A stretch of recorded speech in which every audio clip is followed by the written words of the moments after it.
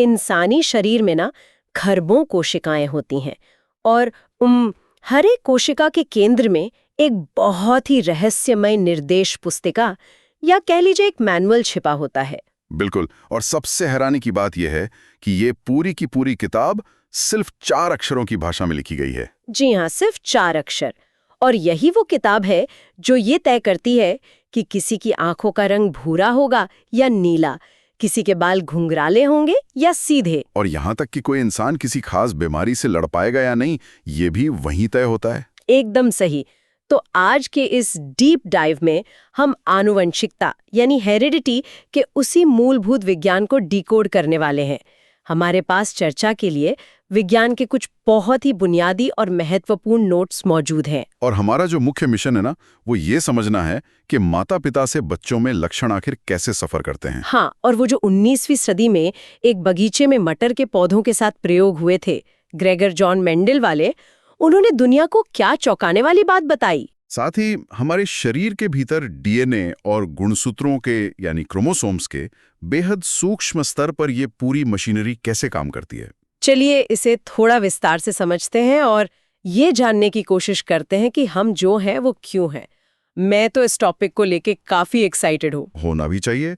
इस विषय की गहराई में उतरना इसलिए भी जरूरी है क्योंकि ये सिर्फ विज्ञान की एक शाखा नहीं है, मतलब ये जीवन के अस्तित्व का सबसे बड़ा रहस्य है। सही बात है। हम अक्सर खुद को आईने में देखते हैं और सोचते हैं कि हमारी नाक हमारे पिता जैसी क्यों है, या हमारी मुस्कान हमारी माँ जैसी क्यों है। बिल्कुल, ये चर्चा उन सभी सवालों के वैज्ञानिक आधार को स्पष्ट करती है। यह हमें दिखाती है कि कैसे जीवन खुद को एक पीढ़ी से दूसरी पीढ़ी तक ले जाता है और कैसे हर जीव अपने आप में एक बिल्कुल अनूठा डिजाइन लेकर पैदा होता है। तो इस पूरी कहानी की शुरुआत ना एक बहुत ही दिलचस्प शब्द से होती है, विविधता या वेरिएशन। हाँ, वेरिएशन। जब हम लक्षणों के आगे बढ़ने की बात करते हैं तो सबसे पहले ये समझना जरूरी है कि दुनिया में इतनी विविधता आई कहाँ से। स्रोत सामग्री के अनुसार प्रजनन यानी रिप्रोडक्शन की प्रक्रिया ही वो दरवाजा है जहां से ये विविधताएं जन्म लेती हैं। एकदम सही पॉइंट है। लेकिन मुझे जो बात सबसे ज्यादा उलझाती है वो ये है कि सभी जीव एक ही तरह से तो प्रजनन नहीं करते। तो क्या विविधता का स्तर भी इस बात पर निर्भर करता है कि जनन की प्रक्रिया कौन सी अपनाई गई है? यहाँ जो बात सबसे आकर्षक है वो ये है कि प्रकृति ने विविधता उत्पन्न करने के लिए अलग अलग प्रजातियों में अलग अलग तंत्र विकसित किए हैं। अच्छा? हाँ, अगर हम सबसे बुनियादी स्तर पर जाएं, यानी अलैंगिक जनन या एसेक्सुअल रिप्रोडक्शन की बात करें, तो वहाँ कहानी बहुत सीधी होती है। मतलब कोई जटिलता नहीं होती उसमें? नहीं, बहुत कम। एक जीवाणु यानी बैक्टीरिया जब विभाजित होकर 2 नए बैक्टीरिया बनाता है ना, तो वो मूल रूप से अपने ही डीएनए की कॉपी बना रहा होता है। ओके। इस प्रक्रिया में कोई दूसरा जीव शामिल नहीं होता। इसलिए जो 2 नए बैक्टीरिया बनते हैं वे लगभग एक दूसरे के क्लोन होते हैं। इसको मैं अपने दिमाग में कुछ इस तरह से देखती हूँ, अलैंगिक जनन बिल्कुल किसी दस्तावेज की फोटोकॉपी निकालने जैसा है। हाँ, है ना? बहुत बढ़िया उदाहरण है ये। मान लीजिए मेरे पास एक पन्ना है, मैंने मशीन में डाला और उसकी 100 कॉपी निकाल ली।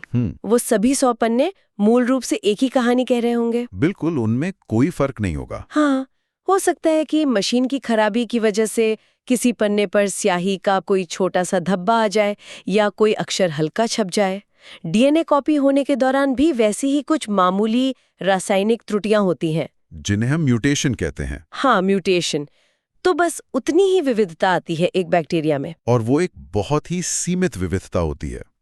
लेकिन जब हम लैंगिक जनन यानी सेक्सुअल रिप्रोडक्शन के मैदान में कदम रखते हैं तो खेल पूरी तरह से बदल जाता है, क्योंकि उसमें 2 लोग शामिल होते हैं। बिल्कुल, लैंगिक जनन में 2 अलग-अलग जीव जिनके पास अपने अपने अलग डीएनए होते हैं, वे मिलकर एक नए जीवन का निर्माण करते हैं। स्रोत में वो गन्ने के खेत का उदाहरण भी है ना? हाँ, वो इस बात को बहुत अच्छे से स्पष्ट करता है। अगर कोई गन्ने के खेत को देखे जहां अलैंगिक तरीके से पौधे उगाए गए हैं, तो सारे गन्ने लगभग एक ही ऊंचाई, एक ही मोटाई के दिखेंगे। उनमें कोई खास अंतर नहीं होता।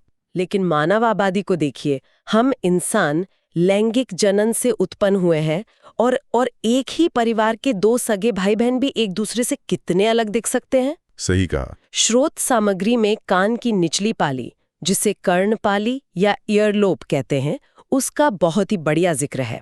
ये एक ऐसा लक्षण है जो हम सभी में है लेकिन फिर भी अलग है। हाँ, कुछ लोगों में ये कर्णपाली सिर के पार्श्व में पूरी तरह से जुड़ी होती है। जैसे कि वो त्वचा का ही सीधा हिस्सा हो, जबकि कुछ लोगों में ये स्वतंत्र रूप से लटकती है।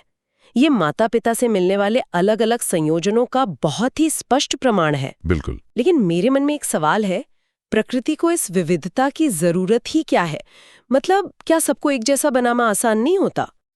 अगर हम इसे व्यापक संदर्भ से जोड़कर देखें तो ये विविधता सिर्फ दिखने का अंतर नहीं है। ये असल में प्रजातियों के अस्तित्व को बचाए रखने का सबसे बड़ा सुरक्षा कवच है। वो कैसे? देखिए, प्रकृति कभी भी स्थिर नहीं रहती। पर्यावरण हमेशा बदलता रहता है। मान लीजिए कि बैक्टीरिया की एक बड़ी आबादी किसी पानी के स्रोत में रहती है। ठीक है। अगर वे सभी 100% एक जैसे हैं और अचानक उस पानी का तापमान बहुत ज्यादा बढ़ जाए तो क्या होगा? वे सभी के सभी एक साथ नष्ट हो जाएंगे, प्रजाति ही खत्म हो जाएगी। ओ, समझ गई। लेकिन अगर उस आबादी में म्यूटेशन या विविधता के कारण कुछ ऐसे बैक्टीरिया पहले से मौजूद हों जिनके पास अत्यधिक उष्णता या गर्मी सहने की क्षमता हो, तो वे उस उबलते पानी में भी किसी तरह सरवाइव कर जाएंगे। सटीक बात। वे बचे हुए बैक्टीरिया फिर से प्रजनन करेंगे और अपनी उस गर्मी सहने वाली ढाल को अगली पीढ़ी को सौंप देंगे। तो विविधता कोई गलती नहीं है। बिल्कुल नहीं। ये प्रकृति का इवोल्यूशन या विकास को आगे बढ़ाने का सबसे कारगर तरीका है। जो पर्यावरण के अनुकूल होगा वो बचेगा। ये तो हुई विविधता की बात। अब हम ये समझ चुके हैं कि लैंगिक जनन में माता और पिता दोनों ही अपने लक्षण आने वाली पीढ़ी को देते हैं। हाँ। लेकिन यहीं पर एक बहुत बड़ा रहस्य सामने आता है।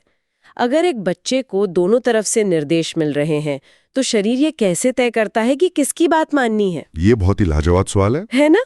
बच्चे में किसका लक्षण दिखाई देगा? इस गुत्थी को 19वीं सदी के एक बहुत ही शांत स्वभाव वाले पादरी और वैज्ञानिक ग्रेगर जॉन मेंडल ने सुलझाया था। हाँ, और उन्होंने इसके लिए कोई बहुत बड़ी लैब नहीं बल्कि अपने गिरजाघर के बगीचे का इस्तेमाल किया। मटर के पौधों के साथ? जी। मेंडल का काम इसलिए भी असाधारण है क्योंकि उनके समय में डीएनए या जीन जैसे शब्दों का वजूद ही नहीं था। दुनिया को कुछ पता ही नहीं था कि कोशिका के अंदर क्या होता है। तो उन्होंने इसे साबित कैसे किया? के लिए गणित और सांख्यिकी यानी स्टैटिस्टिक्स का सहारा लिया। उन्होंने मटर के पौधों को चुना और ये कोई संयोग नहीं था। हाँ, स्रोत में बताया गया है कि मटर के पौधों में स्पष्ट रूप से दिखाई देने वाले विपरीत लक्षण होते हैं। बिल्कुल। या तो पौधा एकदम लंबा होगा या फिर एकदम बौना, या तो मटर का बीज पूरी तरह गोल होगा या फिर झुर्रीदार। बीच का कोई रास्ता नहीं था। और शायद यही बात उनके प्रयोग को इतना सटीक बनाती है। अगर वे किसी ऐसे पौधे को चुनते जिसमें ऊंचाई धीरे धीरे बढ़ती है तो मापना बहुत मुश्किल हो जाता। एकदम सही पकड़े हैं आप। तो मेंडल ने किया क्या? उन्होंने शुद्ध लंबे पौधों का और शुद्ध बौने पौधों का क्रॉस कराया, जिसे संकरण कहते हैं। इसे उन्होंने पहली पीढ़ी या F1 जनरेशन का नाम दिया। हाँ, F1 पीढ़ी। अब सामान्य बुद्धि तो यही कहती है कि अगर आप एक बहुत लंबे पौधे और एक छोटे पौधे को मिलाएंगे तो उनका बच्चा बीच की ऊंचाई का यानी मीडियम होना चाहिए। कोई भी यही सोचेगा, लेकिन जब बीज उगे तो परिणाम देखकर कोई भी चौंक जाता। उन बीजों से जो F1 पीढ़ी के पौधे निकले वो सभी के सभी लंबे थे। सारे के सारे। एक भी बौना नहीं। एक भी बौना नहीं था। और कोई भी मध्यम ऊंचाई का नहीं था। ऐसा लग रहा था जैसे बौनेपन का लक्षण हवा में गायब ही हो गया हो। अरे वाह! उस समय के जीव विज्ञानियों का मानना था कि माता पिता के लक्षण बच्चों में आकर उसी तरह घुल मिल जाते हैं जैसे लाल और सफेद रंग को मिलाने पर गुलाबी रंग बन जाता है। ये ब्लेंडिंग इनहेरिटेंस कहा जाता था। लेकिन मेंडल के प्रयोग ने इस ब्लेंडिंग वाली थ्योरी को पूरी तरह से खारिज कर दिया। ये रंगों का मिश्रण नहीं था। ऐसा लग रहा था जैसे लंबाई वाले लक्षण ने बौनेपन वाले लक्षण को पूरी तरह से दबा दिया हो। बिल्कुल। और कहानी में असली ट्विस्ट तो तब आया जब मेंडल ने उन F1 पीढ़ी के लंबे पौधों को आपस में ही परागित होने दिया, यानी उनका स्वपरागण या सेल्फ पॉलिनेशन कराया। जी। और जब उस दूसरी पीढ़ी जिसे F2 पीढ़ी कहा जाता है के बीज उगे, मतलब जब वो पौधे बड़े हुए, तो वो बौनापन वापस आ गया। अच्छा, तो वो गायब नहीं हुआ था? नहीं, वो बस पहली पीढ़ी में एक प्रेत की तरह छुपा हुआ था। मेंडल ने गिनती की, क्योंकि जैसा मैंने कहा वे गणितज्ञ थे। उन्होंने पाया कि हर 4 पौधों में से 3 पौधे लंबे थे और 1 पौधा बौना था। ओह, तो ये वही मशहूर 3.1 का अनुपात है जिसकी किताबों में बात होती है। बिल्कुल वही 3.1 का रेशियो। तो इसका मतलब ये हुआ कि जो लक्षण खुद को F1 पीढ़ी में दिखा पाया, जैसे कि लंबाई, उसे मेंडल ने प्रभावी या डोमिनेंट लक्षण कहा। सही है। मान लीजिए हम इसे अंग्रेजी के बड़े अक्षर कैपिटल T से दर्शाते हैं, और जो लक्षण F1 पीढ़ी में छिप गया, यानी बौनापन, उसे अप्रभावी या रिसेसिव लक्षण कहा गया। इसे हम छोटे अक्षर स्मॉल t से दर्शाते हैं। एकदम सही तरीका ऐसे समझने का। तो कैपिटल T इतना ताकतवर है कि अगर वो अकेला भी मौजूद है तो वो पौधे को लंबा कर देगा।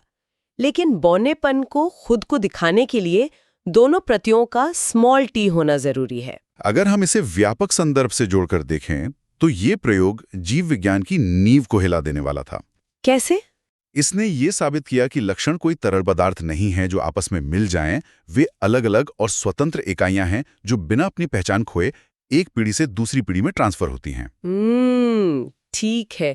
तो हमने एक लक्षण यानी ऊंचाई की बात कर ली, लेकिन कोई भी जीव सिर्फ एक लक्षण का तो बना नहीं होता। बिल्कुल नहीं। अगर मैं एक मटर के दाने को देखूं तो उसका एक आकार है और उसका एक रंग भी है। तो क्या ये दोनों लक्षण एक दूसरे का हाथ पकड़कर अगली पीढ़ी में जाते हैं? मतलब क्या गोल आकार हमेशा पीले रंग के साथ ही चिपका रहेगा? इस सवाल का जवाब खोजने के लिए मेंडल ने अपने प्रयोग का स्तर और बढ़ाया।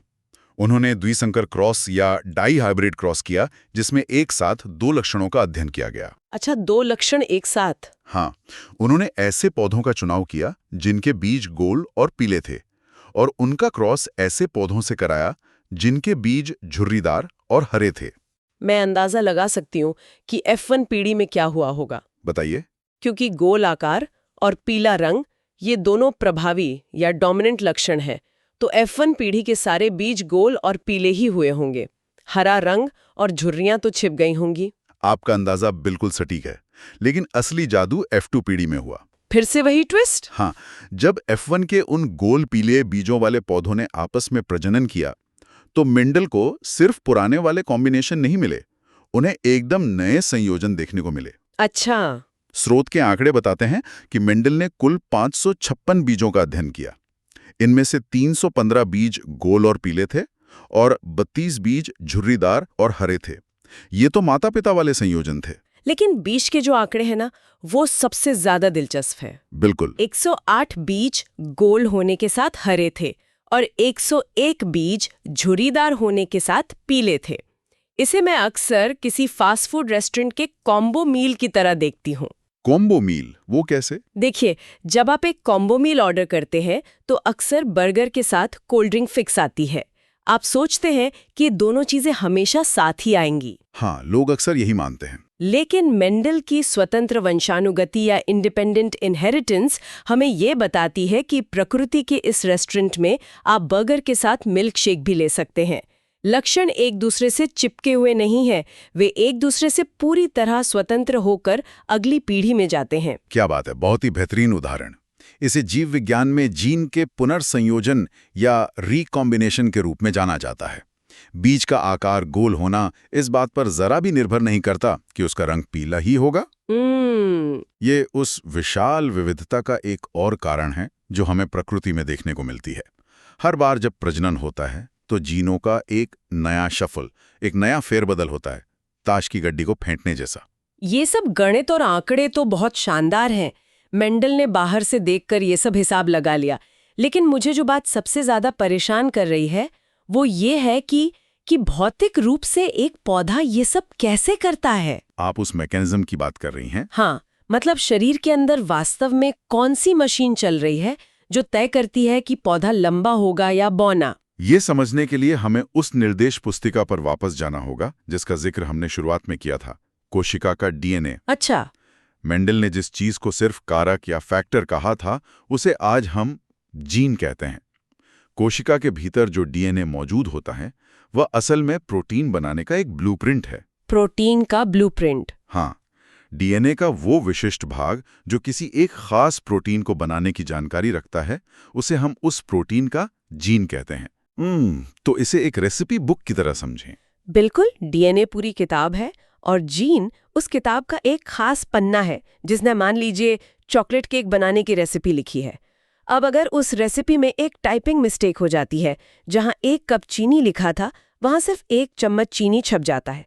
तो जाहिर है कि जो केक बनकर निकलेगा उसका स्वाद अलग ही होगा। ये सादृश्य बहुत काम का है।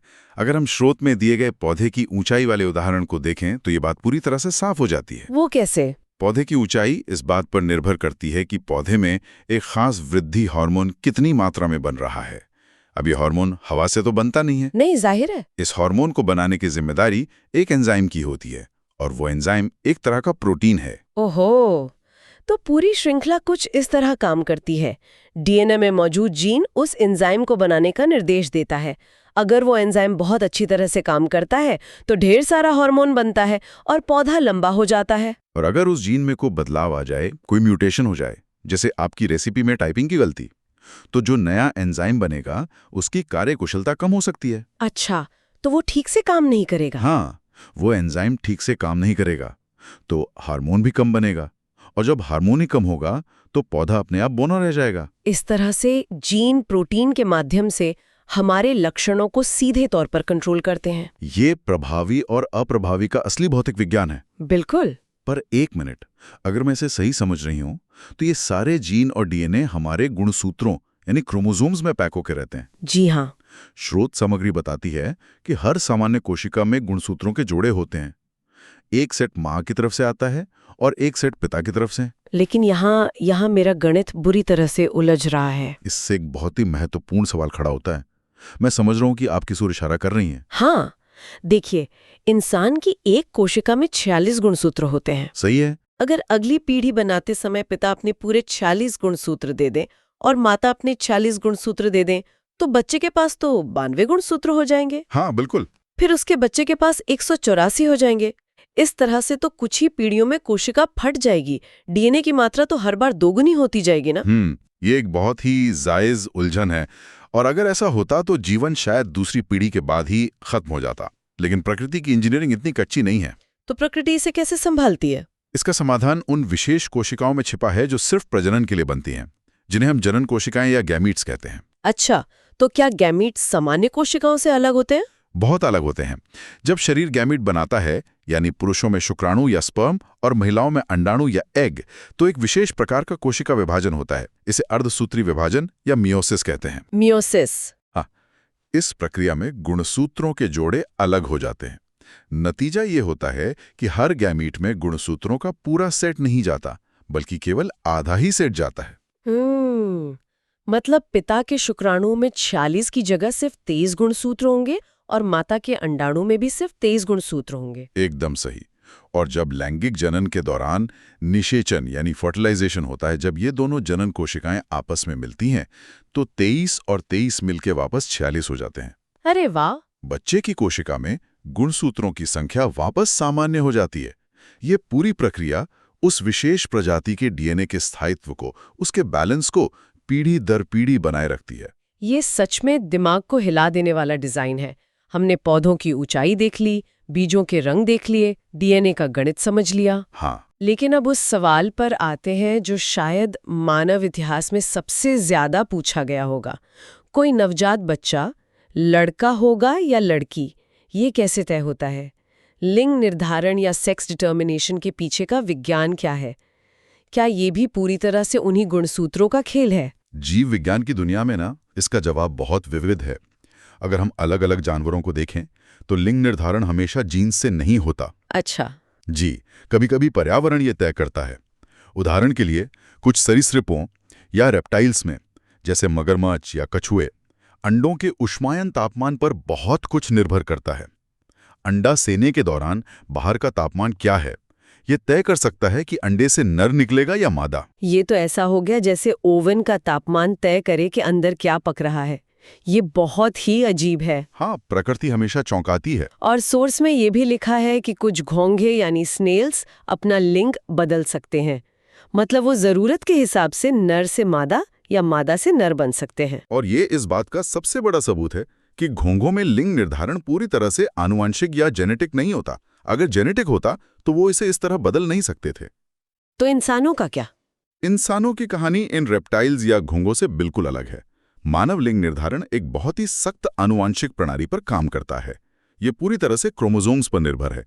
तो इंसानों में ये सिस्टम कैसे काम करता है? हमने अभी बात की थी कि हमारे पास 46 गुणसूत्र हैं, यानी 23 जोड़े। इनमें से जो पहले 22 जोड़े होते हैं वो माता और पिता दोनों में बिल्कुल एक समान होते हैं। उनका लिंग से कोई लेना देना नहीं होता। वो बाकी चीजें तय करते होंगे। हाँ, वे आपके बालों का रंग, ऊंचाई, दिल की धड़कन जैसी चीजें तय करते हैं। लेकिन जो सबसे आखिरी जोड़ा होता है, 23वां जोड़ा, उसे ही लिंग गुणसूत्र या सेक्स क्रोमोसोम कहते हैं, और यहीं पर सारा फर्क पैदा होता है। हाँ, मैंने एक्स और वाई क्रोमोसोम के बारे में सुना है। महिलाओं में ये 23वां जोड़ा एकदम समान होता है। उनके पास 2 सामान्य आकार के एक्स गुणसूत्र होते हैं, इसलिए हम उनके संयोजन को XX कहते हैं। ओके। लेकिन पुरुषों के मामले में ये जोड़ा मिसमैच होता है। उनके पास एक तो सामान्य आकार का एक्स गुणसूत्र होता है, लेकिन दूसरा गुणसूत्र आकार में काफी छोटा होता है, जिसे वाई गुणसूत्र कहते हैं। तो पुरुषों का संयोजन XY होता है। ओहो, अब मैं उस 23 और 23 वाले गणित को यहाँ जोड़ पा रही हूँ। बताइए। जब एक माँ अपना अंडाणु बनाएगी जिसमें सिर्फ 23 गुणसूत्र जाने हैं, तो वो 23वें गुणसूत्र के रूप में हमेशा X ही दे पाएगी, क्योंकि उसके पास तो दोनों ही X हैं। उसके पास देने के लिए कुछ और है ही नहीं। बिल्कुल सही। लेकिन पिता के शुक्राणु के पास 2 विकल्प होते हैं। अच्छा। जब पिता के शरीर में मियोसिस होता है तो आधे शुक्राणुओं में X गुणसूत्र जाता है और बाकी आधे शुक्राणुओं में वो छोटा वाला Y गुणसूत्र जाता है। तो इसका मतलब ये हुआ कि किसी भी बच्चे का लिंग पूरी तरह से इस बात पर निर्भर करता है कि उसे अपने पिता से कौन सा गुणसूत्र मिला है।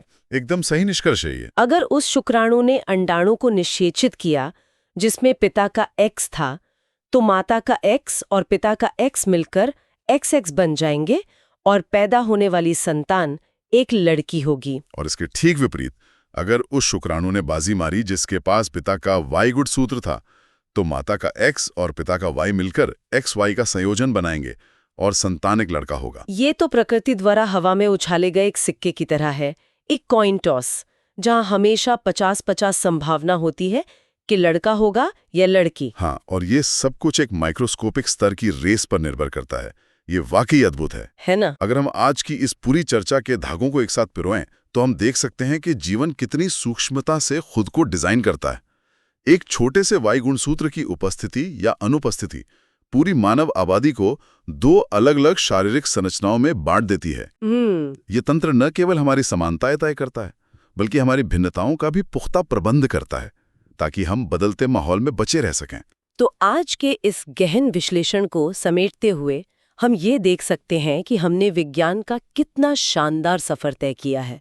हमने एक छोटे से बैक्टीरिया और गन्ने के खेत में विविधता के अभाव को समझा और देखा कि कैसे लैंगिक जनन उस कमी को पूरा करता है। जी। फिर हम मेंडल के उस बगीचे में गए जहां उन्होंने अपने धैर्य और गणित से ये साबित किया कि प्रभावी लक्षण कैसे अप्रभावी लक्षणों को छुपा लेते हैं और कैसे अलग-अलग लक्षण एक दूसरे से पूरी तरह स्वतंत्र होकर आगे बढ़ते हैं। और सबसे अहम बात, हमने उस भौतिक मशीनरी को डिकोड किया। हमने जाना कि कैसे डीएनए में छिपा जीन नाम का वो छोटा सा कोड एक एंजाइम के जरिए हमारे शरीर के हर हिस्से का निर्माण करता है। हाँ, वो रेसिपी वाली बात। बिल्कुल। और कैसे 46 गुणसूत्रों का आधा होना और फिर से जुड़ना जीवन के चक्र को टूटने नहीं देता। यह जानकारी हमें ये एहसास कराती है कि हम सब अपने माता पिता के लक्षणों का एक चलता फिरता मोज़ेक हैं, एक ऐसी पहेली जिसके टुकड़े पीढ़ियों से चले आ रहे हैं, लेकिन जो तस्वीर बनकर उभरी है ना, वो दुनिया में सिर्फ और सिर्फ हमारी है। बहुत ही खूबसूरत तरीके से कहा आपने। अब जाते जाते सुनने वालों के लिए एक विचारणीय प्रश्न पर गौर करते हैं। इस पूरी चर्चा से हमने जाना कि जीन एक रेसिपी की तरह काम करते हैं जो हमारे हर लक्षण को तय करते हैं।